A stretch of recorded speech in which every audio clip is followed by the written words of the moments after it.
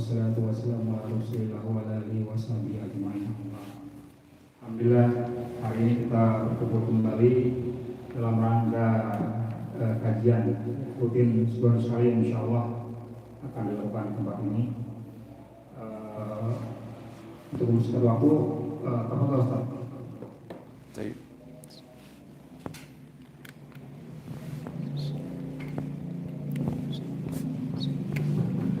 Bismillahirrahmanirrahim. Assalamualaikum warahmatullahi wabarakatuh. Alhamdulillah hamdan katsiran thayyiban mubarakan fi mubarakan alaihi kama yuhibbu rabbuna wa yardah. Asyhadu an la ilaha illallah wahdahu la syarika lah alihi wa ashabihi wa min tabi'ihim bi ihsan wa sallim tasliman mazida amma ba'd. Alhamdulillah, ikhwan fillah akhwatillah, jemaah yang dimuliakan Allah Subhanahu wa taala wa rahimanallahu iyyakum. Semoga Allah Subhanahu wa taala senantiasa merahmati kita semua. Puji syukur kita panjatkan kepada Allah atas segenap limpahan nikmat karunia, terutama nikmat iman dan nikmat Islam yang merupakan anugerah sejati yang dilimpahkan kepada seorang hamba. Kemudian tanpa salawat teriring salam semoga senantiasa pula tercurahkan kepada junjungan kita Nabi besar Sayyidina Muhammad sallallahu alaihi wa alihi wasallam beserta kerabatnya dan para sahabatnya serta siapa saja yang mengikuti jejak beliau berihsan ila yaumiddin.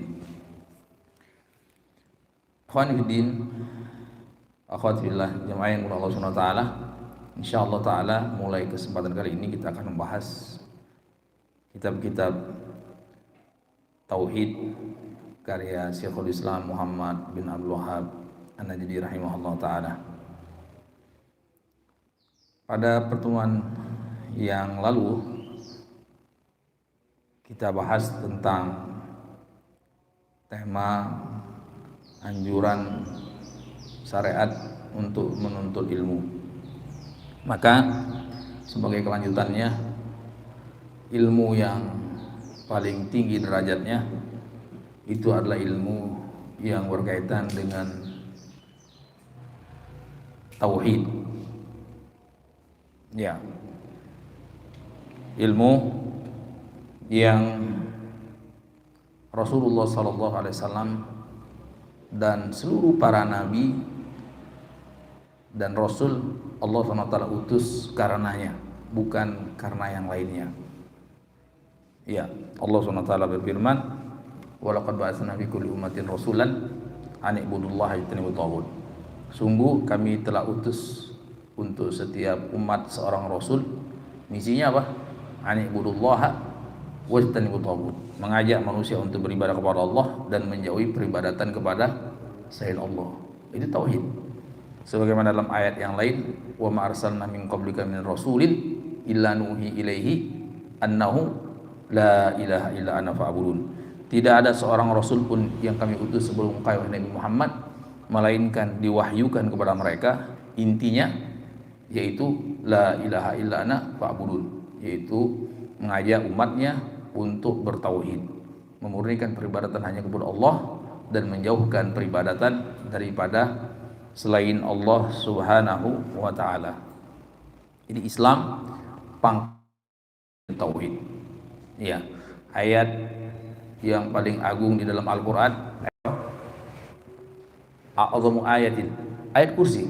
Kata Rasulullah SAW, a'dhamu ayatin, ayat yang paling agung, ayat yang paling mulia di dalam Al-Qur'an, ayat kursi. Kita tahu setiap ayat di dalam Al-Qur'an agung dan mulia, tapi ada yang teragung dan termulia, ayat Al-Kursi.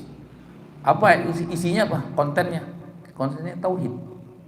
Allahu la ilaha illa huwal hayyul qayyum sampai seterusnya. Allah bahwasanya tidak ada yang berhak, dialah Allah Subhanahu wa taala, tidak ada yang berhak disembah dengan benar kecuali hanya Dia, kecuali hanya Allah. Apa itu? Tauhid. Berarti apa? Perkara di dalam Islam yang paling agung dan paling mulia adalah tauhid. Ya, adalah perkara tauhid. Adapun setelahnya sampai Allahu la ilaha illa huwal hayyul qayyum dan seterusnya sampai yang terakhir, itu semuanya argumentasi tauhid. Jadi kenapa hanya Allah yang berhak untuk disembah? Kenapa hanya Allah SWT yang berhak untuk diibadahi? Bukan pembahasan yang sampingan, bukan tema sampingan, tapi ini adalah tema inti Islam. Ya, ini dan itu ciri dakwah para nabi dan rasul, dakwahnya para ulama dari masa ke masa, itu tauhid intinya. Yang lain pelengkap, Jadi kalau kita perhatikan di ayat tersebut tidak ada kaitannya tentang hukum sholat, walaupun kita tahu sholat itu penting. Tidak ada kaitannya tentang hukum zakat, walaupun kita tahu juga zakat tentang penting. Apalagi fikih yang berkaitan dengan muamalat ataupun yang berkaitan dengan khilafah, nggak ada. Walaupun semuanya itu perkara penting, tapi yang terpenting di antara yang paling penting itu adalah tauhid, dan itu adalah perkara tauhid. Jadi bukan perkara yang usang, semua orang sudah paham tauhid, tidak ada. Perkara yang paling luas dalam agama Islam adalah tauhid. Ya, kadang-kadang orang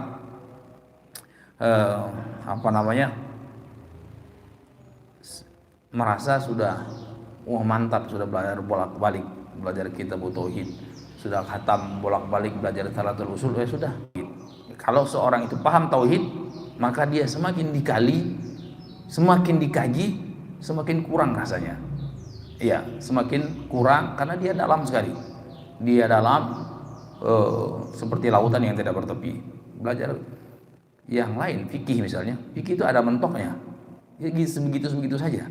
Tapi kalau perkara tauhid itu kan kaitannya dengan amalan hati, bagaimana dengan tawakal, bagaimana dengan khasyah, khauf, bagaimana dengan roja, bagaimana dengan takut. Nah, intinya semuanya itu kembali lagi kepada tauhid. Dan derajat seorang hamba di sisi Allah dengan tauhid. Misalnya kaitannya dengan sholat itu kan ada bacaan, ada gerakan. Gerakan Rasulullah kan nggak macam-macam, iya kan? Satu poin saja. Jadi gerakannya seperti itu, bacaannya seperti itu, nggak beda. Ya. Terus sama-sama kita belajar sifat salat Nabi. Ya, baik dari kitab-kitab ulama terdahulu maupun ulama-ulama kontemporer. Sama. Artinya bacaannya sama sesuai sunnah, gerakannya sama sesuai sunnah. Tapi apa yang membedakan derajat dia di sisi Allah Subhanahu wa taala? Jadi bisa jadi orang di dalam masjid 1000 orang, gerakannya sama, bacaannya sama, yang membedakannya apa? Apa yang ada dalam hati. Makanya dikatakan Imam Bakar bin Abdullah Al-Muzani, "Ma yafdulu Abu Bakrin ashabu Rasulullah SAW bika tartis siyam wala salah wala qiraatil Quran walakin syai'un waqara bi sadri." Itu kenapa dikatakan lebih mengungguli sahabat Nabi di dalam ketakwaan kepada Allah, bukan karena semata-mata banyak-banyakan sholat, banyak-banyakan puasa atau bacaan Quran. Kan seluruh sahabat sama saja, bacaannya sama kurang lebih, ya gerakannya juga sama kurang lebih, ya puasanya juga sama kurang lebih. Tapi apa yang mengunggulinya? Sesuatu yang bercokol di dalam dadanya. Apa itu? Apalagi kalau bukan perkara tauhid.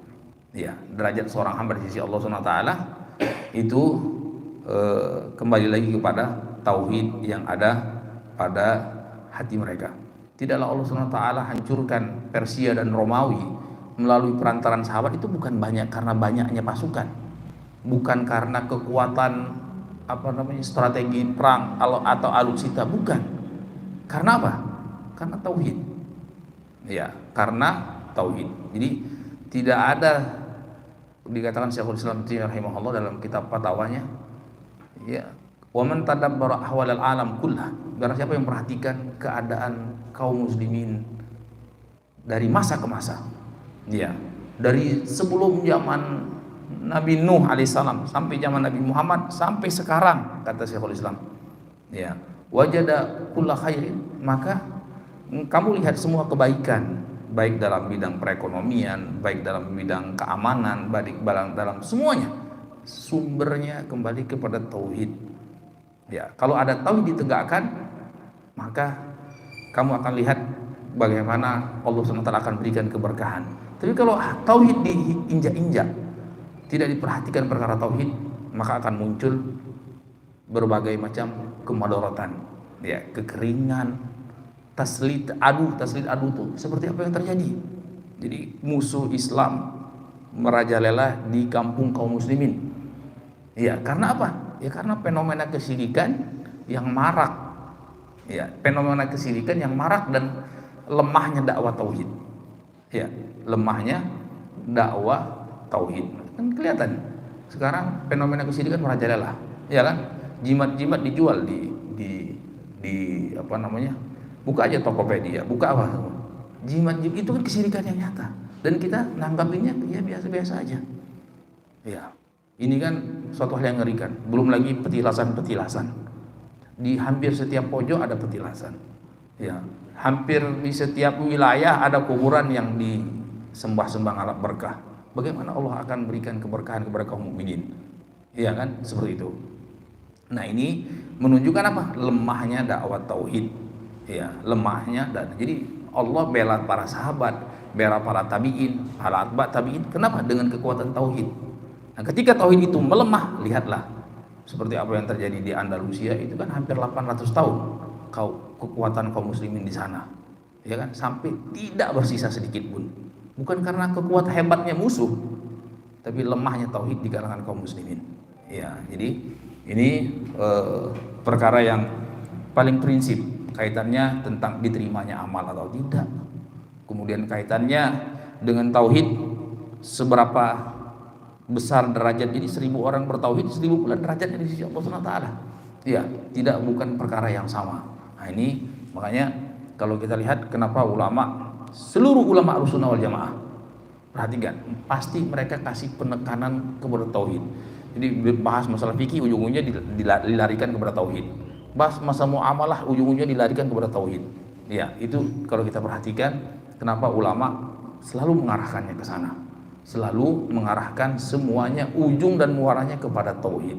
Ya, maka alangkah pentingnya kita harus selalu belajar tauhid. Tidak ada kata puas atau kenyang dalam perkara tauhid. Itu Syekh bin Baz rahimahullah taala itu nggak tahu berapa kali khatam dia. Jadi kalau belajar beliau selalu baca Fathul Majid tapi terlalu besar untuk.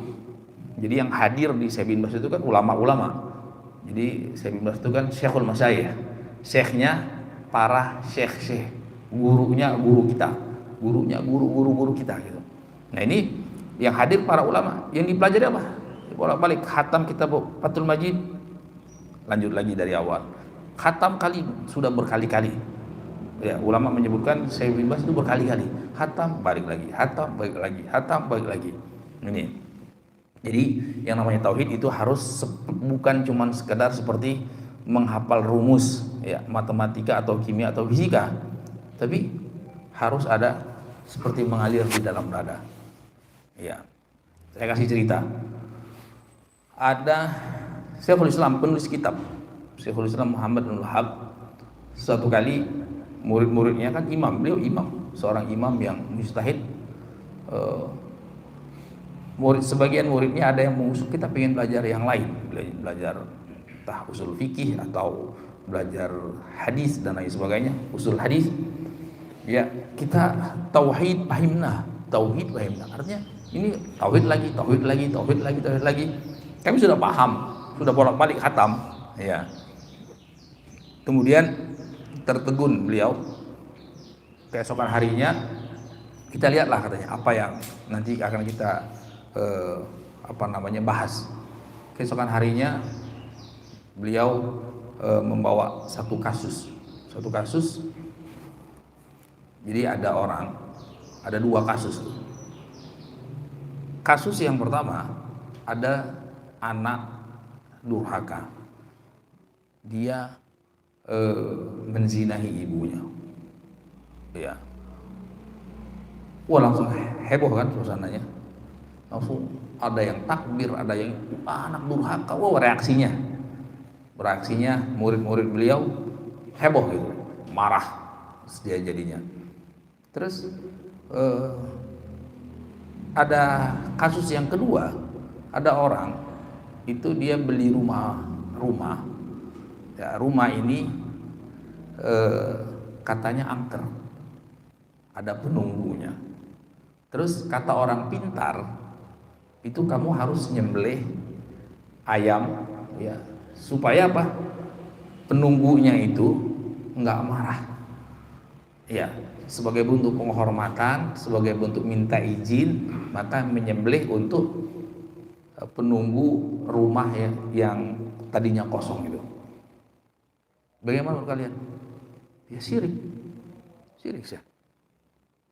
Terus apa kata sih? At-tauhid ma fahimtum. Berarti kalian itu belum paham tauhid, belum mengerti tauhid. Jadi tauhid itu bukan cuma sekedar oh itu tauhid, oh ini syirik tauhid. Tapi tauhid itu harus mengalir dalam dada, harus mengalir di aliran darah kita. Coba tadi ketika ada kasus seorang menzinahi ibunya, kalian kan bereaksi. Ada itu, ada girah, marah. Nah, ini ketika terjadi kesyirikan, itu kan hak Allah yang diinjak-injak. Berarti kalian belum bertauhid dong. Belum maksimal. Tauhid itu kan harus menyerahkan cinta seutuhnya kepada Allah, takut hanya kepada Allah, benci juga karena Allah. Oh, ini datar-datar aja. Berarti cuma sekedar teori itu tauhid. Ya, nah sama seperti ini. Ini yang hal yang mungkin membuat galau kita, terhadap fenomena kesyirikan yang ada. Kita relatif apa? Datar gitu. Mungkin karena kesyirikan begitu marak, sehingga ya udah biasa aja orang perdukunan ya kita responnya datar, ya kan? Padahal itu bagian dari kesyirikan. Fenomena kearifan lokal yang mengantarkan kepada kesyirikan. Larung kepala kerbau di laut selatan laut, itu kesyirikan. Ya, takarrub kepada Nyi Roro Kidul, kesyirikan. Tapi kita mana? Artinya pengingkaran kita terhadap suatu hal itu tidak proporsional. Jadi berarti apa? Betul belum yang diinginkan. Ya.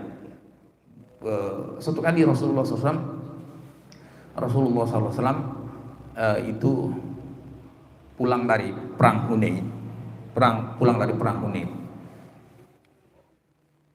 Tiba-tiba Rasulullah dan para sahabat melihat orang-orang sisa-sisa orang-orang musyrikin itu ada namanya Dzatu Anwat. Dzatu Anwat itu pohon yang dianggap keramat. Itu biasanya orang-orang musyrikin, kabilah-kabilah itu punya tradisi apa? Menaruh senjatanya di situ. Supaya apa? Senjata ini jadi sakti mandraguna.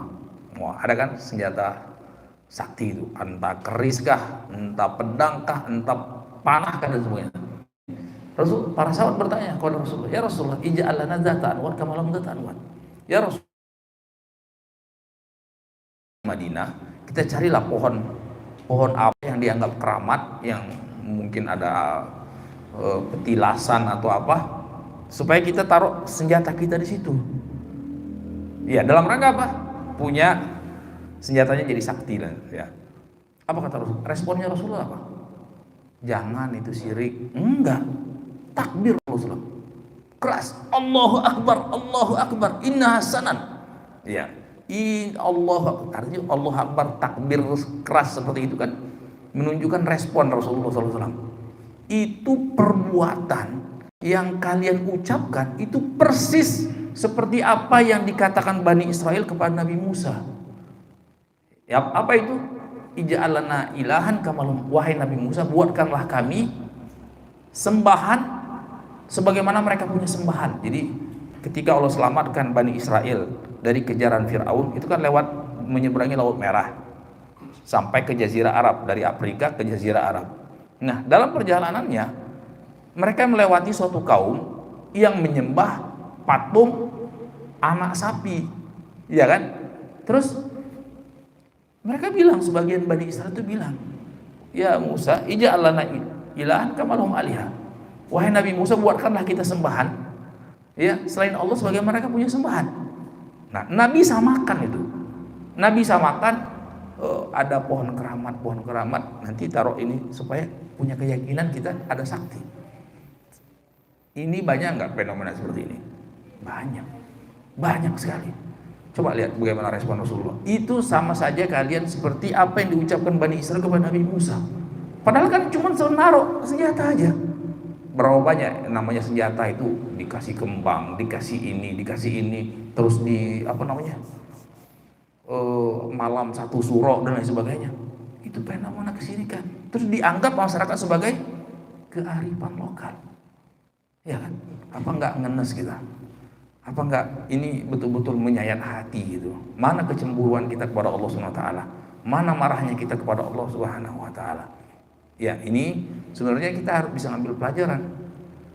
Orang-orang yang beriman, orang-orang yang paham tauhid, fenomena seperti sekarang itu tidak heran. Maksudnya apa yang terjadi di Palestina misalnya, semua kaum muslimin marah. Ya, hak kaum muslimin Palestina saudara kita diinjak-injak oleh orang-orang Yahudi. Ya kan? Marahnya seluruh dunia. Ya. Tapi Nyi Rokidul disembah, ada nggak yang marah? Ada nggak yang jadi viral? Padahal itu haknya Allah diinjak-injak. Artinya kita harus marah kepada kejahatan orang-orang Yahudi kepada Palestina. Kita marah. Tapi semestinya ya untuk perkara seperti lebih daripada itu yang berkaitan dengan syirik, lebih harus marah lagi dong.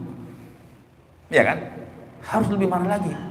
Haknya Allah SWT yang diinjak-injak, hak yang terbesar, hak yang paling mulia. Kita adem-adem aja. Jadi jangan ada sesuatu masalah pada diri kita. Ya kan? Kita rasa biasa-biasa aja. Ada kuburan yang disembah-sembah. Banyak nggak? Banyak sekali. Orang ngalap berkah di kuburan-kuburan. Banyak sekali orang berkeyakinan ada wali-wali tertentu, habib-habib tertentu, syekh-syekh tertentu punya kesaktian, punya tahu ilmu gaib segala macam. Kita biasa-biasa saja. Nah, ini yang harus kita koreksi. Yang harus kita koreksi fenomena seperti ini. Jangan-jangan ada sesuatu. Tauhid kita masih belum benar. Sehingga kita melihat fenomena kesyirikan yang nyata tersebut biasa-biasa saja. Biasa saja. Ini kenapa para ulama tidak ada henti-hentinya tetap kemana-mana mengajarkan tauhid. Seperti kemarin belum berapa lama, jadi ada daurah dari Syekh Syekh Sulaiman Ruhaili, ya itu kan yang hadir khusus ustadz ya di Jakarta di hotel Century situ, terus di Malang yang hadir khusus ustadz. Nah itu materinya sama, ini materinya usul sittah, kitab-kitab tauhid pemula, ya kan? Nah ini artinya siapapun dia, jangankan sekelas ustaz, ya, jangankan sekelas ustaz, sekelas ulama, misalnya Syekh Shalih Fauzan itu guru kita. Syekh Shalih Fauzan itu kalau beliau tinggal di Riyadh, kalau datang berkunjung ke Madinah, ya itu yang hadir Syekh Sulaiman Ruhaili, Syekh Sindi, Syekh Abdul Razak yang hadir taklim. Belajarnya ya belajar usul sittah lagi. Kurang apa ilmu mereka? Ya, kalau kita baru khatam 1-2 kali, yang lain pingin usul fikih, ya, pingin mustalah hadis, biar dibilang keren gitu. Ya, padahal ini ada hal yang paling prinsip yang harus betul-betul kita rasakan betapa agungnya dia di dalam hati kita, sehingga nggak ada rasa puas, tidak boleh ada rasa kenyang ketika orang belajar ilmu tauhid. Ya, jadi sampai apapun ilmunya harus dia merasa kurang, harus diulangin, seperti itu. Sama seperti baca Al-Fatihah harus diulangin, ya, baca ayat kursi harus diulangin. Ini ada isyarat bahwasanya perkara yang paling penting dalam kehidupan kita sehari-hari dan harus terus ditanamkan untuk kita, untuk anak kita, untuk istri kita, tauhid. Seperti itu. Ya. Bismillahirrahmanirrahim. Alhamdulillahirabbil alamin wa sallallahu wasallam wa baraka ala nabiyyina Muhammadin wa ala alihi wa sahbihi ajmain. Qala Syekh Muhammad bin Abdul Wahhab, Imamud Da'wah Islamiyah wa Himal Mila Al-Hanifiyah. Berkata Syekhul Islam Muhammad bin Wahhab, Imam dakwah Islami, beliau berkata, min ajabil ujab wa akbaril ayat adalat ala qudratil malik al-ghallab. Ada perkara yang sangat mengagumkan, ya, dan tanda-tanda kebesaran akan kekuasaan Allah Subhanahu wa taala. Itu sittatu usul. 6 perkara, 6 poin. Allah Subhanahu wa taala jelaskan Allah bayanan wadihan lil awam fawqa ma yazun dhannun. 6 poin di dalam Al-Qur'an dengan penjelasan yang sangat gamblang, jelas sekali, bahkan untuk sekelas orang awam. Maksudnya orang awam minimal yang bisa bahasa Arab. Ya. Fawqa ma yazun dhannun, di atas apa yang dipersangkakan. Ya, jadi saya katakan, kasih prolog muqaddimah, ada loh 6 hal di dalam Al-Qur'an. Ya. Di dalam Al-Qur'an itu, dan dia merupakan poin prinsip. Allah jelaskan kepada orang awam ini dengan sejelas-jelasnya. Tsumma ba'da dzalika ghalita fihi adqiyal alam wa aqla bani adam illa aqal qalil. Kemudian tapi yang sangat mengherankan, ternyata apa? Ghalita.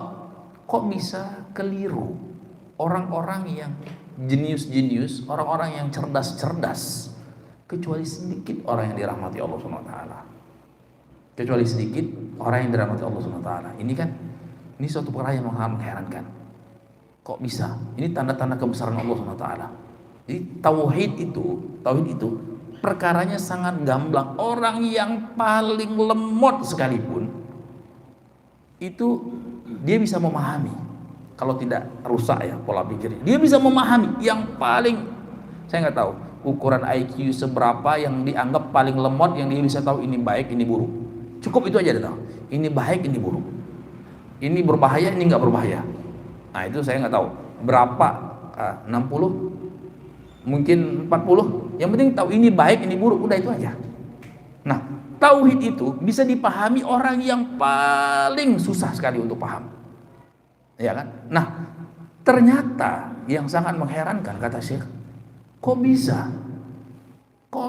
orang-orang yang jenius, mungkin IQ-nya bisa 200 atau lebih gitu, itu kok bisa salah paham, ya, kok bisa salah paham, kok bisa keliru gitu, aneh kan?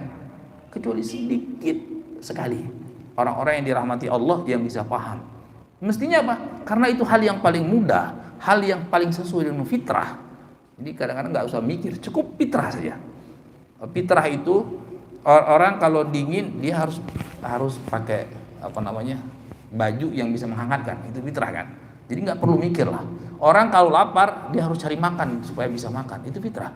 Nah ini tauhid itu kurang lebih seperti itu, sesuai fitrah. Ya kan, maka kata Nabi, setiap anak Adam lahir itu pasti di atas fitrah, pasti hanya ingin menyembah Allah SWT. Ya kan, bapak-bapaknya saja yang mengarahkan dia menjadi sesat, menjadi Yahudi, menjadi Nasrani, seperti itu. Ya, akhirnya menduakan Allah SWT. Akhirnya ada ketergantungan kepada selain Allah SWT.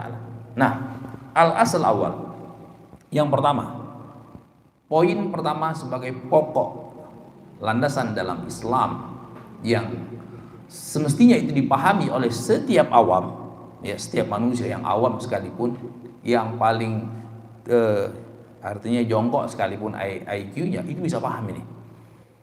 Apa itu? Ikhlasuddin lillahi ta'ala wahdahu la syarikalah. Mengikhlaskan peribadatan hanya kepada Allah. Artinya mentauhidkan Allah SWT dalam hal ibadah. Tidak boleh diserahkan kepada selain Allah. Ya. Dan lawannya huwa syirik. Wa bayan lillahi wa syirik. Lawan kebalikannya itu syirik.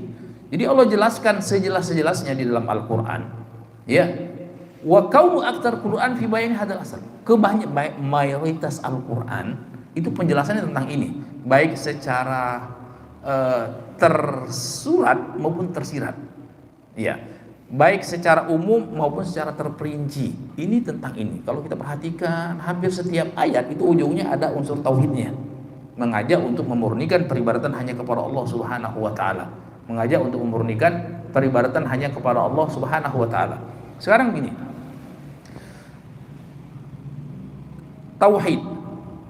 Tauhid artinya orang hanya beribadah kepada Allah, ya kan? Ujungnya ke sana. Orang hanya takut kepada Allah. Seseorang hanya berharap kepada Allah. Kenapa orang hanya takut kepada Allah? Kenapa orang hanya berharap kepada Allah? Kenapa orang hanya mencintai secara totalitas hanya kepada Allah? Orang berharap kepada Allah. Itu mengantarkan kepada perkara fitrah. Jadi Allah sebagai sumber kebaikan, ya kan? Setiap orang yang beriman, bukan cuman kaum muslimin, ya. Orang yang beriman dari kalangan kafirin yang yakin Allah itu ada, ya kan? Dia yakin semua nikmat di tangan Allah, ya. Segala perkara itu terjadi di tangan Allah, tidak terjadi atas kuasa Allah. Coba aja tanya sama mereka, dia gitu. Mereka bilang, kan kita sudah berusaha, ya kan? Terus hasilnya kita kembalikan kepada yang di atas. Itu semua orang bilang gitu kan, bukan cuma dari kalangan kaum muslimin. Artinya apa? Mereka yakin kemanfaatan itu sumbernya dari Allah. Ya, masya Allah kan, wa ma lam yasha' lam yakun. Apa yang Allah tetapkan, apa yang Allah kehendaki pasti terjadi. Apa yang tidak Allah kehendaki tidak akan terjadi. Artinya apa? Ini akal sehat yang paling standar sekalipun. Oh, berarti kalau gitu, kalau kebaikan datangnya dari Allah, maka totalitas kita harus berharap kepada Allah dong. Kenapa harus berharap kepada yang selain Allah SWT? Berharap, atau dalam bahasa Arabnya raja, itu hanya tertuju kepada Allah SWT. Itu kan tauhid, berharap hanya kepada Allah Subhanahu wa taala. Sebaliknya orang itu ya berharap kepada Allah Subhanahu wa taala itu kan minta, kalau kan dua, minta keselamatan dan berlindung dari kemadaratan. Kepingin sembuh, berlindung dari penyakit, ya kan? Kepingin selamat, berlindung dari mara bahaya. Kepingin dapat nikmat, berlindung daripada musibah, betul kan? Seperti itu. Nah, ketika kita berlindung dari musibah, ya, ketika kita minta keselamatan dari Allah Subhanahu wa taala, berarti apa? Kita tadi satu sisi minta kemanfaatan, berlindung dari kemadaratan. Artinya apa? Baik kemanfaatan itu atas izin Allah, maka kemadaratan juga atas izin Allah. Tidak ada musibah, tidak ada malapetaka, tidak ada penyakit.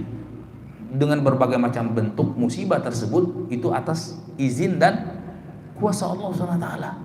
Berarti apa? Semestinya ini mengantarkan hanya Allah saja yang berhak untuk ditakuti. Iblis, setan, jin, seluruhnya, ya kan? Bisa nggak dia bergerak mencelakakan kita kalau tidak izinkan? Nggak bisa. Kata Rasul, "Wa in istamau ala ayyan yadurruka bi syai'in lam yadurruka illa bi syai'in qad katabahu alaik." Sekiranya semua jin, manusia, semuanya, ya, orang hebat, orang pintar berusaha untuk mencelakakan kita, maka tidak akan sampai kemadaratan tersebut kecuali yang Allah tetapkan untukmu. Berarti ada apa alasan untuk takut kepada makhluk? Siapapun dia, siapapun mereka, kalau Allah tidak berkehendak kemadaratan kepada kita, sampai tidak? Enggak sampai. Sesuai enggak dengan akal sehat? Sesuai sekali dengan akal sehat. Berarti kita hanya takut kepada Allah SWT. Fitrah kan? Ya, fitrah. Kalau kita betul-betul hanya yakin kepada Allah SWT dalam hal tersebut. Nah ini terus kita juga yakin semua kebaikan, semua ini itu datang dari Allah SWT. Bukan karena kehebatan kita, bukan karena kebaikan orang tua kita. Ini kan cuma sebab saja. Sumber kebaikan datangnya dari Allah SWT. Ya, orang tua kita menyayangi kita, anak kita menyayangi kita, saudara kita sayang kepada kita, teman kita sayang kepada kita. Siapa yang kasih sayang? Allah. Allah yang menggerakkan. Berarti sumber kasih sayang dari Allah SWT. Kalau begitu apa? Kita sayang kepada istri kita karena dia sayang kepada kita. Kita sayang kepada anak kita karena anak tersebut anak yang berbakti kepada kita. Kita sayang kepada orang tua karena orang tua kita mengasihi kita. Kasih dan sayang itu semuanya kembali kepada Allah. Allah yang kasih sayang, rahmat kepada ibu kita sehingga menyayangi kita. Berarti yang betul berhak untuk dicintai sebenarnya adalah Allah SWT. Karena sumber kebaikan kasih sayang dari Allah SWT. Jadi cinta, takut dan harap kalau begitu hanya tertuju semestinya kepada Allah Subhanahu wa taala. Dan kalau hal tersebut harapannya kepada selain Allah, ya, takutnya kepada selain Allah, cintanya kepada selain Allah sama atau lebih besar, maka Allah tidak ridho. Itu yang namanya Kesyirikan, walaupun fenomena macam-macam. Itu kan cuma fenomena bentuknya, tapi intinya tadi ada fenomenanya. Dia kenapa dia larung kepala kerbau atau menyembelih tadi, ada larung kepala kerbau ke laut. Dia berharap supaya Nyi Rokidulnya nggak marah, supaya hasilnya semakin hasil laut bagus. Atau tadi kasus menyembelih ayam supaya penghuninya nggak marah. Itu kan apa? Dia berharap sama penghuni tersebut keselamatan. Dia takut, iya kan, kepada penghuni tersebut. Itu kan cuma fenomena yang daripada kemadharotan. Iya kan, untuk kemanfaatan itu minta keturunan, minta lancar rezeki, minta lancar jodoh, itu kan kemanfaatan. Itu kan cuma sekedar fenomena-fenomena. Intinya apa? Intinya apakah rasa takutnya dia kepada Allah lebih besar, harap dia kepada Allah lebih besar, cinta dia kepada Allah SWT lebih besar. Ya, ini hal yang sangat jelas karena kita yakin sumber kebaikan datang dari Allah, segala kemaslahatan datang dari Allah, dan sekaligus kemadaratan itu di tangan Allah SWT. Ya. Thumma sara ala aktsaril umma ma sar wa dhahara lahum syaitan al-ikhlas fi surati tanaqqus as-salihin wa taqsir hubukihim. Wah, ini lihat ini. Adhara lahum syaitan, ya, setan menampakkan, iblis, ya, syaitan dari kalangan jin dan dari kalangan manusia bersatu padu menampakkan kepada keumuman, kebanyakan umat manusia ikhlas tadi. Berarti kan kalau begitu kita harus memurnikan ibadahnya kepada Allah. Kita harus bergantung kepada Allah, jangan bergantung kepada nabi, jangan bergantung pada wali-wali. Jangan tawakal kepada nabi, jangan tawakal kepada nabi, apalagi orang-orang yang datang belakangan. Iya, berarti kita harus minta tulus hanya kepada Allah SWT. Takut hanya diserahkan kepada Allah, berharap hanya kepada Allah SWT. Itu kan ikhlas. Berarti apa? Oh, berarti kita buat apa? Datang ke kuburan wali-wali, mohon kepada wali untuk sampaikan hajat kita kepada Allah. Coba aja lihat apa yang terjadi itu. Ada yang orang kepada nabi, ada yang kepada wali, ada kepada dia permohonan dia itu tulus dan ikhlasnya bukan kepada selain Allah. Kesungguhannya bukan kepada selain Allah, kepada wali-wali tadi. Ya, nah ketika kita jangan kepada wali-wali tersebut, jangan kepada orang-orang soleh tersebut. Apa kata setan? Baik dari kalangan jin manusia. Oh, kalian tanakus solihin. Kalian itu tidak menghargai hak-hak orang soleh. Betul tidak? Kalian melecehkan hak-hak mereka. Ya, kalian melecehkan hak-hak mereka. Ini mereka punya hak di sisi Allah. Ya, artinya dalam bahasanya itu wajah. Mereka selalu mengkiaskan, menganalogikan Allah dengan raja-raja, penguasa-penguasa dunia. Jadi gini, kalau kita mau ketemu presiden, emang bisa kita langsung ujuk-ujuk datang ke istana? Kalau nggak masuk penjara kita, maksa ngotot nerobos pas pampres gitu. Itu kan berapa lapis? Pas pampres selamat, kita masih ada lapisan-lapisan berikutnya. Ada ring 1, ring 2, ring 3, ring 4 sampai kepada orang yang terdekat dengan presiden. Ya, ada yang bilang yang terdekat dengan presiden itu Mensesnek. Ada yang bilang yang terdekat dengan presiden si fulan. Nah, ini apa? Ini mereka kalau kita langsung datang ke presiden atau ke para raja dan penguasa, itu ring 1, ring 2 itu tersinggung. Wah, ini enggak protokoler.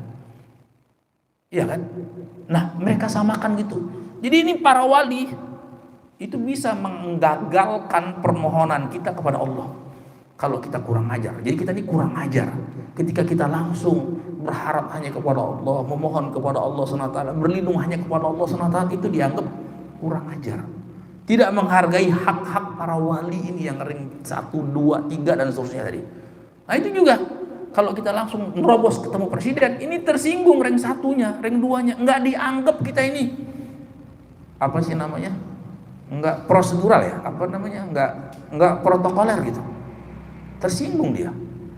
Padahal di dalam banyak ayat Al-Qur'an, di dalam banyak hadis Rasulullah SAW itu anjuran dari Allah dan Rasulnya untuk minta langsung kepada Allah SWT.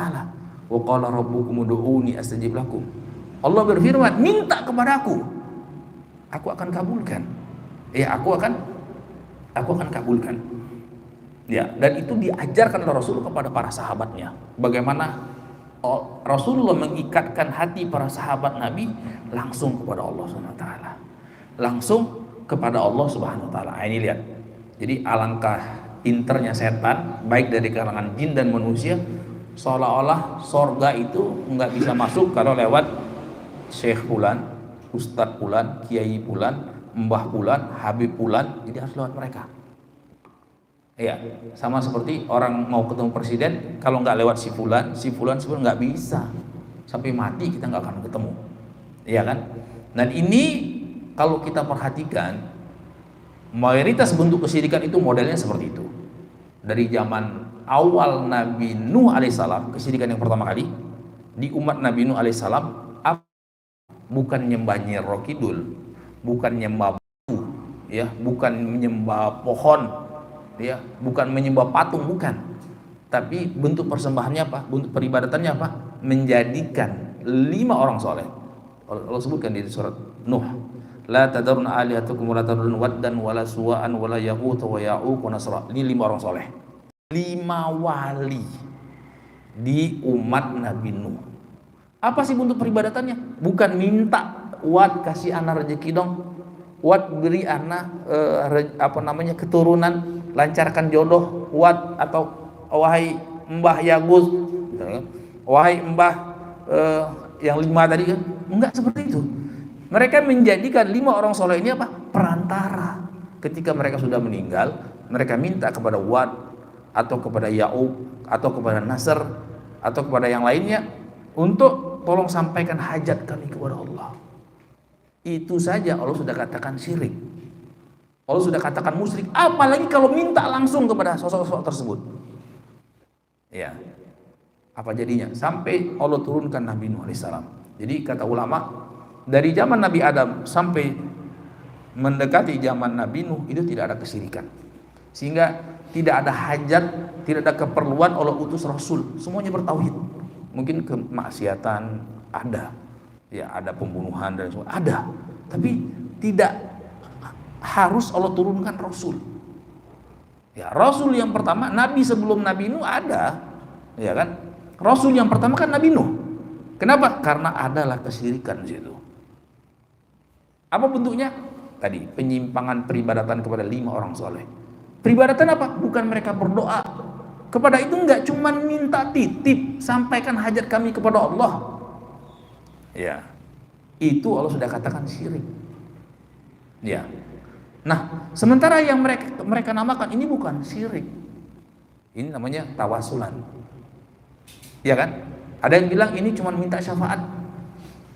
Ya, padahal ini kesyirikan yang legendaris. Kesyirikan, kenapa dikatakan legendaris? Awal mula kesyirikan ini seperti ini bentuknya. Ya. Coba lihat di surat Yunus ayat 18. Allah katakan wa ya'buduna min dunillah, mereka menyembah selain Allah. Mereka beribadah kepada selain Allah. Tentu saja selain Allah itu tidak bisa memberikan manfaat, tidak bisa pula mudarat. Ya kan? Kecuali semuanya dengan izin Allah Subhanahu wa taala.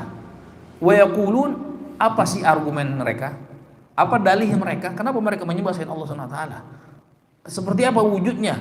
Haula'i syufa'auna indallah.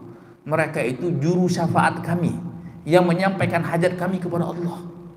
Coba lihat, walaupun mereka kasih nama syirik, kasih mereka ini cuma minta syafaat, ya, Allah katakan subhanahu qul atunabbi'unallah. Katakan, apakah kalian hendak memberitahu Allah apa yang Allah tidak ketahui di langit dan bumi? Maha suci Allah atas apa yang mereka lakukan daripada kesyirikan. Jadi Allah katakan itu salah. Yang kalian lakukan itu kesyirikan. Ya, walaupun kalian namakan itu cuma minta syafaat. Nah, ketika kita sampaikan seperti ini di kalangan khalayak, kita dituduh apa? Merendahkan hak-hak orang soleh. Tidak nganggap posisi mereka di sisi Allah Subhanahu wa taala. Ya. Kalau kita perhatikan, ikhwan fillah, akhwat fillah, jamaah yang Allah Subhanahu wa taala, kalau kita perhatikan orang yang paling paham tauhid itu para sahabat kan. Orang yang paling lurus dalam mengikuti jejak Nabi Muhammad itu para sahabat. Tapi kita coba lihat sahabat. Ya, memang kalau ketika Rasulullah SAW masih hidup, para sahabat biasa datang, ya Rasulullah doain saya dong supaya hafalan saya kuat, seperti Abu Hurairah. Ya Rasulullah doain saya dong supaya hafalan saya terhadap hadis-hadis ini kuat. Didoain sama Rasulullah. Ya, nah itu banyak seperti itu. Ya Rasulullah doain ibu saya dong supaya masuk Islam. Ya, didoain sama Rasulullah SAW.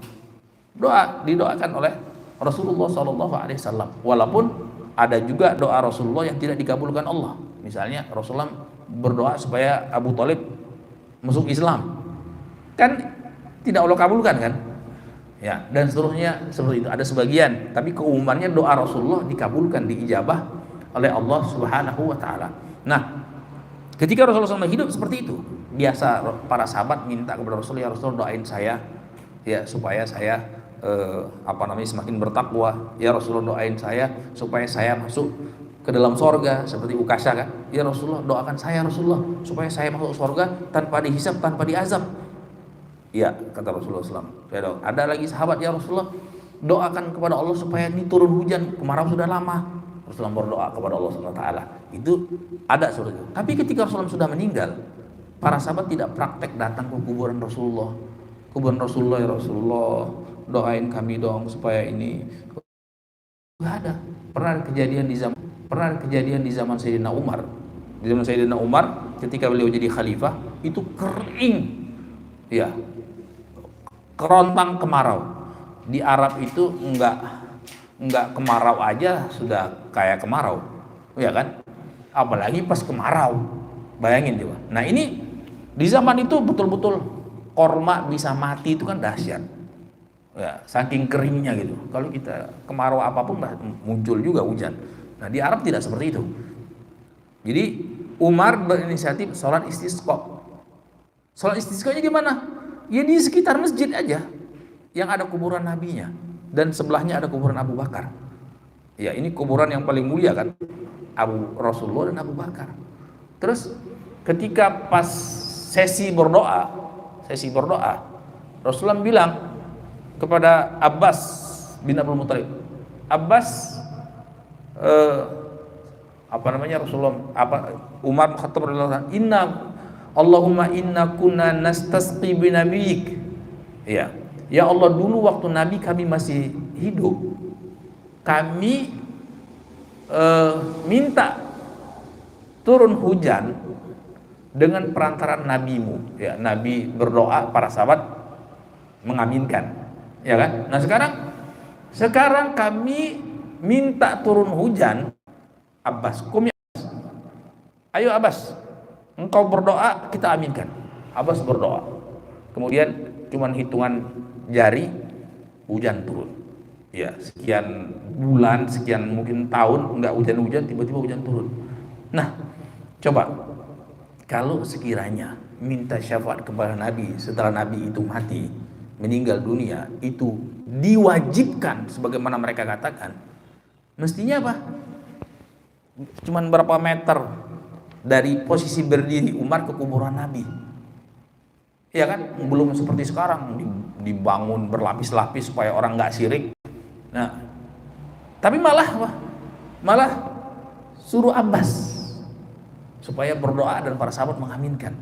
Kalau boleh, mana yang lebih mulia, Rasulullah apa Abbas? Rasulullah dong yang lebih mulia, ya kan? Jelas itu Rasulullah lebih mulia. Nah, artinya apa? Karena itu tidak boleh, maka lewat Abbas dan para sahabat mengaminkan.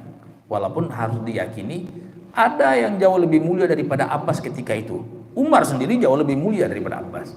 Cuma di sini mungkin karena tawaduknya Umar dan lain sebagainya, ya dia suruh Abbas. Abbas, coba engkau berdoa, kita mengaminkan. Ya Allah, turunkan kami hujan, diaminkan oleh para sahabat Nabi Muhammad SAW. Artinya kalau boleh setelah Rasulullah SAW wafat dan meninggal dunia terus minta syafaat ke kuburan Nabi, para sahabat langsung ngapain ke Abbas? Langsung aja ke Rasulullah SAW. Tapi kan tidak dilakukan gitu. Ini menunjukkan apa? Pahamnya para sahabat bahwasanya kalau orang sudah meninggal dunia itu nggak boleh. Ya, tidak boleh. Allah berfirman, ya, innaka latusmi'ul mauta. Engkau tidak bisa memperdengarkan orang yang sudah mati. Ya, engkau yang sudah innaka mayitun wa innahum mayitun. Allah katakan, engkau wahai Nabi pasti mati. Ya, berarti kalau sudah mati tidak bisa mendengar dan tidak bisa menyampaikan hajat. Itu sudah putus. Ya, dan tidak ada dijumpai para sahabat Nabi berbondong-bondong antri hari-hari untuk datang ke kuburan Nabi untuk minta syafaat kepada Nabi. Enggak ada. Ya, tidak ada praktek seperti itu. Tidak ada praktek seperti itu seperti di penjuru negeri sekarang. Ya, kecuali mungkin di Arab Saudi. Di seluruh negeri ada petilasan-petilasan makam-makam kuburan yang disembah-sembah selain Allah SWT. Apakah kuburannya Abdul Qadir Jailani, itu sekarang ada tawafnya itu. Ya, tawaf. Ya, sama seperti Ka'bah. Ada orang elus-elus, ngambil pasir-pasir yang ada di situ untuk berkah, ngalap berkah. Ini yang seperti ini wal iyadzubillah adalah kesyirikan yang nyata. Ya, tapi apa? Tapi setan katakan ini sebagai bukti wujud kita menghormati hak-hak orang soleh. Nah, ketika kita katakan langsung berdoa kepada Allah, berarti kalian telah merendahkan derajat orang soleh, tidak menganggap mereka. Ya, dan fenomena seperti ini, kira-kira yang terjatuh ke dalam kesyirikan ini banyak nggak yang gelarnya profesor doktor? Banyak. Apalagi kalau sebentar lagi nanti musim pilkada atau pilek, ya kan? Itu kan orang pintar-pintar, cerdas-cerdas itu. Tapi kok lagi itu pasti banyak nanti lari ke mbah ini, lari ke baik yang masih hidup atau yang sudah mati, minimal dapat airnya, gitu. Ya kan? Banyak nggak seperti ini?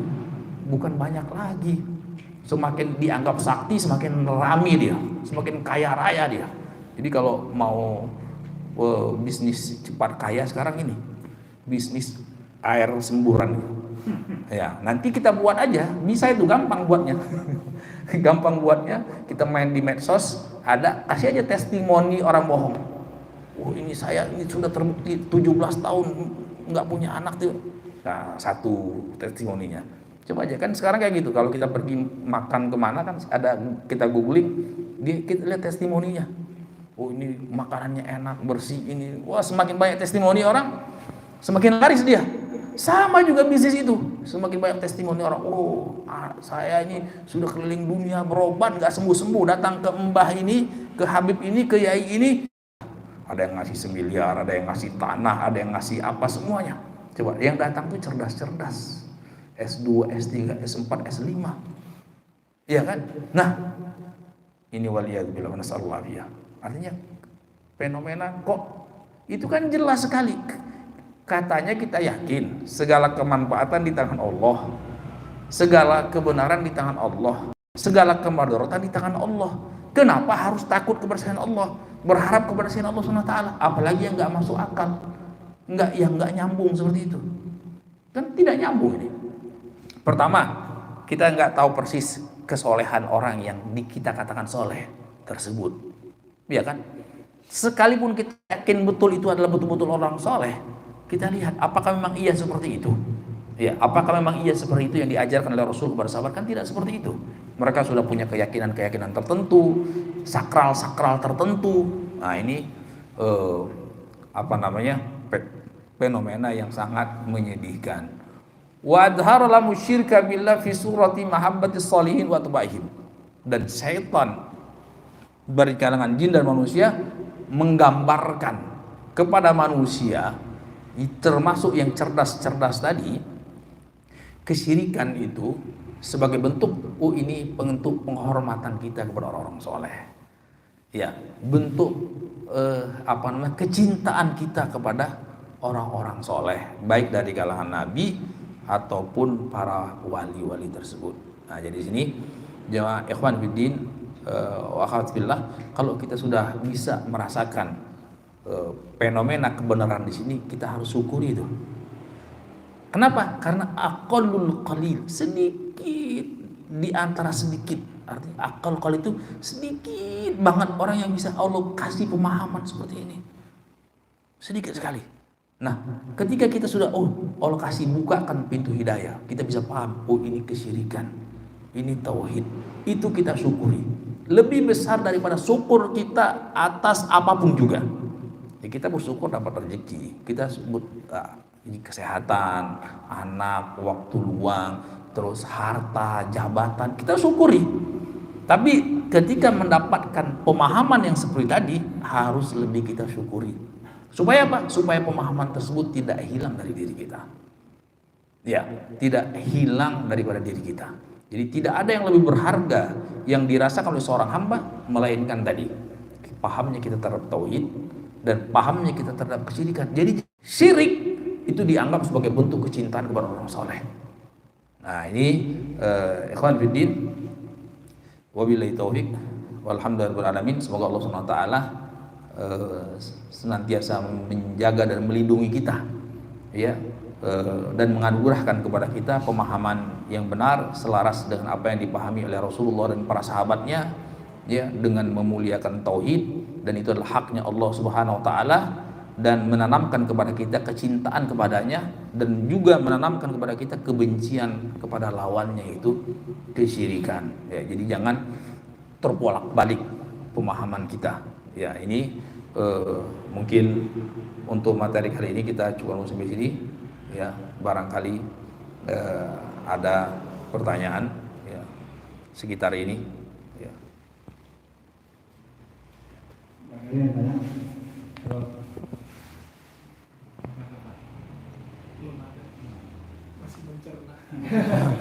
Bisa bertanya ya. Ya. Ini salah satu fenomena kesyirikan ini biasanya terdapat pada jalur pengobatan saat ada yang pengobatan tiba-tiba dipindahkan ke hewan, seolah kayak jadi penyakit tertularnya ke hewan gitu. Ya. Kemudian juga ya banyak lah yang lain-lain tuh. Kayak kemarin beberapa tahun lalu sempat ada pengobatan dari keluarga saya tuh yang pakai pengobatan prana, Ustaz. Apa itu? Prana itu kayak seperti tenaga dalam. Oh, gimana? Jadi ya kalau anak jadi betul waktu itu bibi saya ya. Iya. Dia pengobatan prana dan dia bilang merasa kayaknya enakan. Setelah di rutin terapi prana itu dia merasa badan dia kayak enak gitu loh. Bahkan salah satu penyakitnya dulu adalah asma. Jadi kalau asma ini dia cukup telepon ke terapis itu, nanti disembuhin tuh via telepon tuh. Oh. Karena ngasih masukan ke Diana, ini hal yang gak wajar, ini hal yang hati-hati nih, mungkin takutnya jin ya. Yeah. Karena kan ada tanpa sebab dikasih obat, tanpa bersentuhan, mungkin diurut mungkin ya. Yeah. Tiba-tiba bisa sembuh dengan prana ini gitu loh. Karena mengasih masukan ke Diana, dihindarilah kalau pengobatan yang tidak bisa dicerna dengan akal sehat, lebih baik dihindari gitu. Yeah. Nah sekarang yang ditanya, bagaimana ngasih pemahaman orang-orang yang awam ini mengenai pengobatan yang sesuai syariat sehingga mereka tidak terjatuh dalam lembah kesyirikan itu. Iya. Apa itu? Iya, bisa mengatakan. Pertama-tama kita kasih pemahaman yang harus disepakati antara kita dengan mereka, yaitu tadi kembalikan segala macam kemanfaatan di tangan Allah, segala macam kemudaratan juga atas izin Allah SWT. Nah, penyakit datang pasti dengan izin Allah, ya kan? Penyakit sembuh juga pasti dengan izin Allah SWT. Nah, terus yang kedua sebenarnya bukan cuman terapi yang irasional, ya, yang identik dengan klinik dan segala macam, ya. Ada juga terapi yang rasional, yang ada alasan. Terapi rasional itu dengan tajriba itu artinya berbagai macam percobaan, hipotesa, penelitian. Nah, itu namanya tajriba. Seperti baik dari kedokteran modern. Kedokteran modern itu kan identik dengan Eropa lah, ya, yang ada ngobatin kimia dan lain sebagainya. Itu ya medis kedokteran umum lah, atau kedokteran timur, ya, maksudnya seperti herbal atau pijat, akupunktur dan lain sebagainya, holistik, ya kan? Nah, yang seperti ini itu ada tajribahnya, ada penelitian dan lain sebagainya. Nah, baik yang rasional maupun irasional itu harus diarahkan kepada poin pertama tadi. Tetap yang menyembuhkan Allah SWT. Karena apa? Karena ada orang, saya tidak berobat ke hal yang klinik. Saya tidak berobat kepada dukun-dukun. Saya tidak berobat kepada hal-hal yang gak masuk akal, penyakit dilempar ke anjing, penyakit dilempar ke kucing dan segalanya. Itu kan gak masuk akal sama sekali. Nah, sekalipun dia masuk akal, itu harus ditanamkan. Ini dokter, ini tabib, ini herbalis, ini akupunktur, hipnoterapi dan segala macamnya itu, ini cuman sebagai sebab. Kalau Allah berkehendak mau pakai sebab apapun nggak sembuh. Ya, kalau Allah berkehendak dengan sebab yang simpel dan sederhana itu bisa sembuh. Nah, jadi harus dikaitkan dulu. Terus kasih tahu mereka untuk baca doa Allahumma rabban nas adzbil bash washfi wa antas syafi. Ya. Ada syifa la yughsam. Ini tauhid ini. Doa ini doa tauhid. Allahumma rabban nas, ya Allah Tuhannya manusia. Rabban nas itu artinya pencipta manusia, penguasa manusia, pengatur manusia. Pengatur itu apa? Menghidupkan, mematikan, memberikan penyakit, menyembuhkan penyakit. Makanya Nabi berdoa dengan Rabban nas. Jadi segala macam penyakit dengan izin Allah, segala macam penyakit bisa keluar dengan izin Allah SWT. Allah yang kuasa itu, mutlak. Ya, jasad renik, virus itu kan cuma sebab aja itu. Itu kan makhluk Allah juga. Mereka bergerak atau enggak bergerak atau gangguan jin itu juga makhluk Allah SWT juga. Washfi wa antas syafi. Nah, ini dia. Sembuhkan ya Allah. Kenapa? Wa antas syafi, karena hanya Engkau yang bisa menyembuhkan. Nah, di sini dalam bahasa Arab itu namanya ta'riful khabar yufidul hasar. Jadi belajar ilmu nahwu itu ada mubtada dan khabar. Ada yang belajar ilmu nahwu, ada namanya mubtada, ada khabar. Nah, khabar itu hukum asalnya itu nakirah, tapi ketika dikasih ma'rifah itu artinya tidak ada yang menyembuhkan kecuali Engkau ya Allah. Yang menyembuhkan hanya Engkau. Kenapa? La syifa, tidak ada kesembuhan kecuali kesembuhan darimu. Ya, ini itu poin yang kedua. Ya, bahwasanya yang pertama segala macam penyakit datang dari Allah, kesembuhan juga dari Allah SWT. Allah yang menurunkan penyakit, Allah juga yang berhak satu-satunya yang mengangkat penyakit tersebut. Nah, jadi harus kembalikan kepada tauhid. Yang kedua harus tanamkan semuanya itu cuma sebab. Ikatkan hati kita kepada itu. Nah, baru poin yang ketiga kita kasih kejelasan bahwasanya ada yang diizinkan secara syariat, ya, ada yang diizinkan secara syariat. Nah, yang diizinkan secara syariat itu yang masuk akal tadi, yang ada hubungan sebab dan akibat, ya kan? Ada hubungan sebab dan akibat, jelas gitu. Bisa lewat penelitian, ya kan? Misalnya antibiotik bisa menyembuhkan dengan izin Allah SWT berbagai macam infeksi dan lain sebagainya. Itu kan ada hubungan sebab akibatnya, jelas itu. Penelitian sekali, 2 kali, ada jurnalnya, ada segala macam, ya kan? Nah, ataupun yang kaitannya dengan pengobatan timur tadi, holistik dan lain sebagainya juga ada. Tapi kalau coba ini penyakit dari orang tiba-tiba langsung pindah ke anjing, ini dari mana nyambungnya? Ya kan? Ya mungkin karena jin atau cuman rekayasa. Ada namanya pembohongan publik kan? Ada yang mungkin iya betul jin yang dipindahkan situ, seolah kesurupan. Terus apa? Lo kok bisa sembuh? Itu ada namanya sugesti. Ya, ada metode pengobatan itu dengan sugesti. Ya kan? Jadi penyakit itu kadang-kadang tidak murni fisik. Ya, penyakit itu tidak murni fisik. Penyakit itu juga banyak penyebabnya karena faktor psikologis. Ya kan? Faktor psikologis. Saya sakit, ya sakit beneran. Ya kan? Oh, saya sembuh, jadi sembuh dia. Nah, faktor psikologis itu namanya sugesti. Ya. Makanya coba perhatiin, banyak orang awam itu kalau dia sudah cocok dengan dokter tertentu, dengan terapis tertentu, dengan mantri tertentu, dia nggak mau yang lain-lain. Ya, ada di tempat saya itu ada bapak, anak ini sudah dokter, ya. Bapaknya cuma mantri, ya kan? Itu orang dari jauh-jauh nggak mau berobat sama dokter. Anaknya dokter, sudah sekolah tinggi-tinggi, wah nggak. Bapak mana? Bapak nggak ada. Ada kerja nggak jadi deh. Kenapa? Padahal cuma mantri. Karena dia psikisnya. Kalau lewat bapak ini ces pulang, ya. Dan dari cocok dia. Sama saya udah pernah coba kok. Sama anaknya bu dokter itu nggak sembuh-sembuh, tapi sama bapaknya sembuh. Berarti lebih jago bapaknya. Ya kan orang-orang ini sugesti. Nah sama tadi, cuman sekedar ditelepon, tiba-tiba dia ada rasa sugesti gitu. Ya mungkin karena jin, mungkin cuman permainan kata-kata yang mempengaruhi dia punya psikologis gitu. Nah ini ya kan itu bisa berpengaruh. Orang gula itu bukan cuma karena makanan. Kemarin bisa stres, nggak makan sama sekali. Coba 3 hari, saya punya saudara gitu, pas kena COVID itu tidak makan, diisolasi. Itu tidak makan, jadi nggak mau makan, infus dicabut, ya kan? Berarti nggak ada asupan makanan sama sekali tidak ada asupan makanan. Itu berapa hari tuh? Sampai berapa hari? Gulanya berapa? 500. Gulanya 500. Bukan karena makanan, karena apa? Psikis gitu. Nah ini mungkin itu yang bisa kita tanamkan. Yang paling penting dari itu semuanya untuk menanamkan tauhid.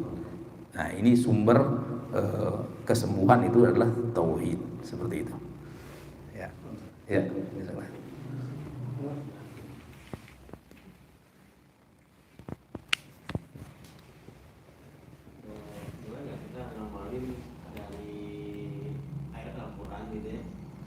Tapi hanya penggal-penggal gitu. Jadi dia belum pernah dikasih amalan gitu. Jadi seperti gini, kalau kita mau buka toko itu dikasih amalan bacanya seperti ini apa?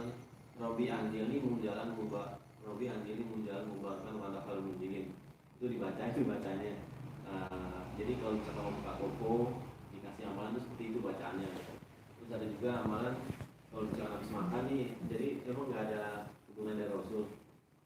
Kalau habis makan, kalau Rasul kan mengajari kan suruh jilat jari ya. Ya. Tapi itu ada bacanya lagi. Jadi bacanya itu wah itu nah, kalau dia bilang tuh kalau misalkan beratur tuh bisa parah kalau orang ya jazakallahu khairan. Jadi ayat dari Al-Quran tuh. Ya. Pertanyaan pertama yang doa buka usaha gitu kan. Robbini anzilni munzal mubarakan itu antu khairul munzilin. Jadi ada hal-hal yang misalnya di dalam Al-Qur'an ada ayat-ayat ya. Kemudian jangankan yang hal-hal yang baik. Jadi buka usaha itu kan baik. Buka usaha itu baik. Nah, kemudian ketika kita misalnya mau buka toko, mau buka PT, mau buka sekolah dan lain sebagainya. Nah, ini ketika kita ikatkan dengan zikir tertentu, setiap mau itu kita baca zikir tersebut. Nah, ini namanya takyid dalam istilah ulama, takyid malam yuqai'u syara'. Itu kaidah. Artinya mengikatkan, menghubungkan suatu zikir atau doa tertentu yang tidak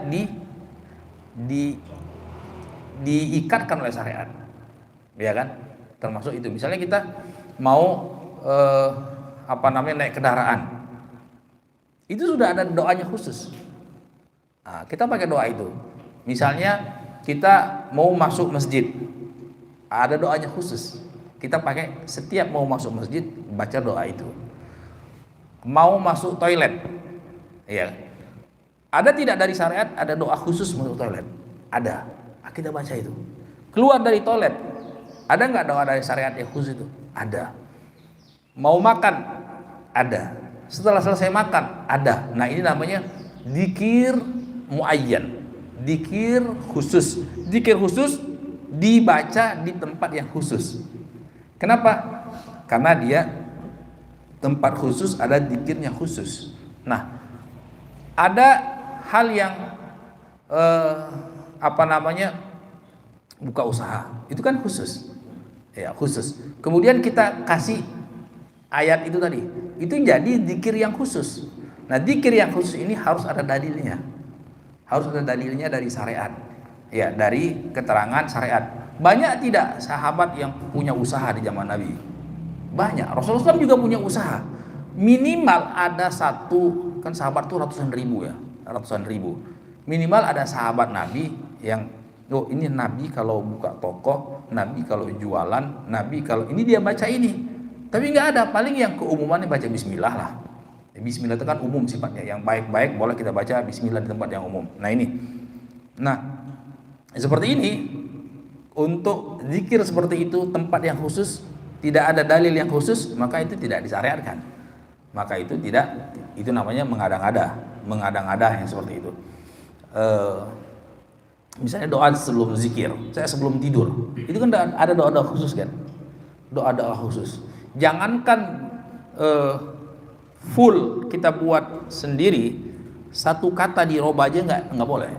Misalnya ada doa, kalau bisa kata Nabi, doa zikir sebelum tidur kan banyak sekali kan, banyak sekali, iya, banyak sekali itu. 10, 20 mungkin lebih, macam-macam. Nah, tapi sebanyak apapun yang kita hafal itu, ya mulai dari baca ayat kursi 2 ayat setelah 2 ayat terakhir Al-Baqarah, kemudian Al-Ikhlas, Al-Falaq, An-Nas, kemudian ada As-Sajdah, kemudian ada baca Al-Muluk, kemudian baca tasbih, tahmid, takbir 33, ada baca macam-macam. Nah, ada yang terakhir kata Nabi, tapi jadikanlah zikir yang terakhir sebelum engkau terlelap itu Allahumma inni aslamtu nafsi ilaik, ya, wa fawwadtu amri ilaik, wa alja'tu dhahri ilaik, wa wajjahtu wajhi ilaik, wa alja'tu dhahri ilaik, raghbatan wa rahbatan ilaik, la malja'a wa la manja minka ila ilaik. Aman. Kalau begitu saya amalkan terus Rasulullah. Dihafal sama sahabat nih, hafal. Terus setelah merasa hafal, di tasmi itu minta Rasulullah koreksi. Coba dengarin Rasulullah, bener enggak nih? Coba baca. Dibaca dia. Baca Allahumma inni aslamtu nafsi ilaik wa fawwadtu amri ilaik wa wajjahtu wajhi ilaik wa wajjahtu dhahri ilaik raghbatan wa rahbatan ilaik la malja'a wa la manja minka ila ilaik amantu bi kitabika allazi anzalta wa bi nabiyyika allazi arsalta. Ini kalau bisa kita hafal nih.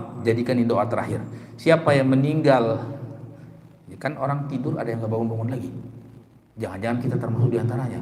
Banyak kan tidur cuman antara baru setelah sholat isya ngasuh sebentar deh, waktu kok nggak bangun, kok katanya cuma sebentar, digedor sudah dingin dia, itu sering. Nah, jangan sampai kita juga seperti itu. Kalau meninggal pada malam harinya kata Rasulullah, maka dia meninggal di atas fitrah, meninggal di atas tauhid. Ini harus kalau bisa dipahami maknanya itu maknanya tauhid sekali itu, maknanya tauhid sekali itu.